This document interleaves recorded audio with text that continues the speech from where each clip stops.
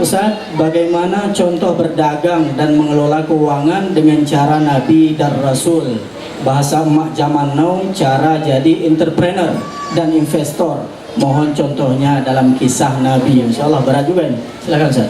Waktu itu ada seorang perempuan kaya namanya Khadijah. Khadijah punya barang banyak sekali, tapi dia tidak membawa barang-barangnya. Lalu kemudian ada anak-anak muda yang membawa barang-barang ini berniaga, berjualan ke negeri Syam. Jarak dari kota Makkah ke negeri Syam 1500 km.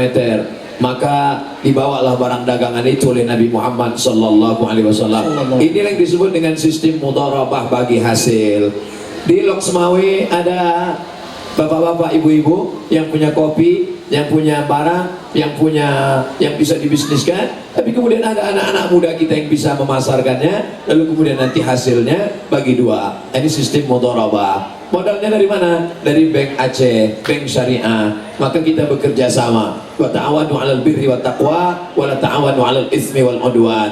Lalu kemudian dari sini terjalinlah silaturahim, terjalinlah jodoh. Jadi Nabi Muhammad itu ketemu jodohnya bukan ketika tablik akbar pengajian, ketemu jodohnya ketika bisnis. Ayahnya seorang bisnismen, Nabi seorang bisnismen, bapaknya seorang bisnismen, pamannya Abu Thalib juga bisnismen, kakeknya Muhammad SAW bisnismen, bapaknya Abdullah bisnismen, kakeknya Abdul Muthalib bisnismen, Hashim Abdi Manaf, Qusay itulah orang pertama yang mendirikan Darun Nadwa, rumah balai pertemuan di kota Makkah Al-Mukarramah. Oleh sebab itu, anak-anak muda yang canggih dalam bidang ekonomi, finansial, makanya yang paling hebat. Makanya keluar masjid itu doanya, Allahumma inni as'aluka min fadlik, ya Allah bukakanlah pintu rezeki. Kenapa waktu masuk masjid bukakanlah pintu rahmat? Karena dalam masjid ada rahmat.